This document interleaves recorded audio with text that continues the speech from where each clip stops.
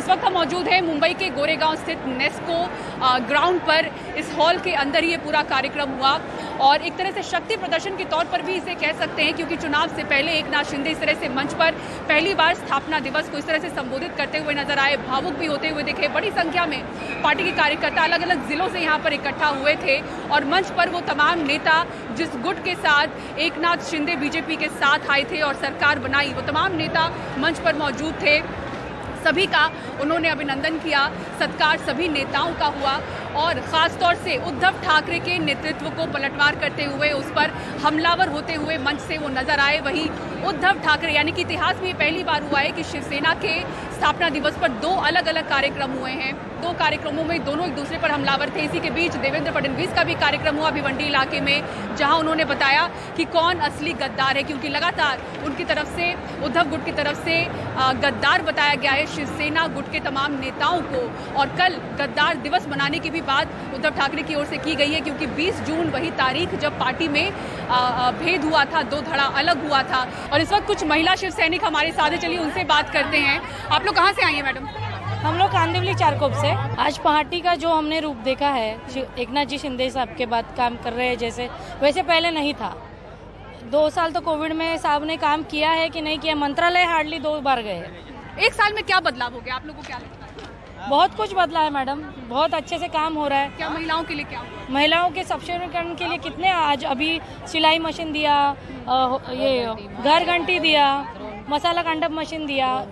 महिलाओं के लिए तो बहुत सारी योजना भी है, बचत गट के लिए भी सरकार ने बहुत काम किया है। इस धरती पे जो जिन्होंने जन्म लिया इस भूमि में, उनको जॉब में प्राधान्य मिलता है, तो ये बहुत इम्पोर्टेंट पॉइंट है। तभी उद्धव जी थे, अभी शिंदे जी आए, बहुत सारी महिलाओं के लिए उन्होंने नई नई फैसिलिटी, मशीन्स वगैरह, यानी बचत गट के सब, यानी अलग अलग। लेकिन उद्धव जी थे तभी कुछ भी नहीं था, खाली शिवसेना शिवसेना थी। हमें तो ऐसा लगता है कि वो जो बात करते हैं गद्दार है, खाली खोखे है, ये सब बात करते हैं, वो बहुत गलत बात करते हैं और उनके वो बल के मुंह गिरे हैं।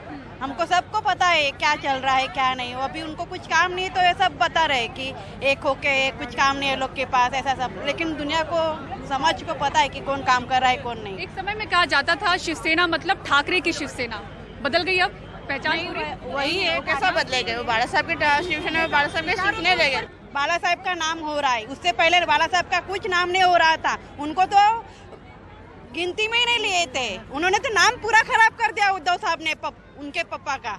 अभी तो शिंदे साहब ने उनको आगे लाया है, दिखाया है समाज में कि बाला साहब ठाकरे कौन थे, उनके विचार क्या थे। उन विचारों के ऊपर अभी हम लोग भी समर्थन देते हैं और उनके साथ ही हम चलेंगे। शिंदे साहब जहाँ है वहाँ हम है। आणि म्हणून रिक्षाची हेटाळणी करत होते, हिनवत होते।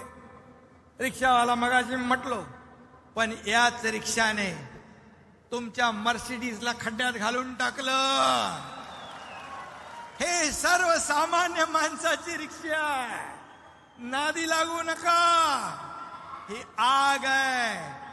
आणि म्हणून आम्ही काम करत राहू, तुम्ही आरोप करत राहा। जनता सुज्ञ है, ये जनता सब जानती है। काँग्रेसचा जमाना होता तेव्हा आपली युती होती, काँग्रेसची राजवट होती, म्हणजे नरसिंहराव पंतप्रधान असतील, राजीव गांधी असतील, तेव्हा आपल्या देशात आरोळ्या काय व्हायच्या? इस्लाम खतरे में है, बरोबर ना? आठवतंय? इस्लाम खतरे में है। आता हे बसले तिकडे 10 वर्ष, आता घोषणा काय होत आहेत? मग हिंदुत्ववादी कोण? काँग्रेस का भाजप? त्यावेळेला कधी हिंदू जन आक्रोश मोर्चा काढायची वेळ आली होती किंवा काढला गेला होता? त्यावेळेला इस्लाम खतरे में होता। आता तुम्ही एवढे सगळे ताकदवर नेते बसल्यानंतर हिंदू आक्रोश करतायत, याचा अर्थ तुम्ही सत्ता चालवायला, सरकार चालवायला, देश चालवायला लायक नाही आहात।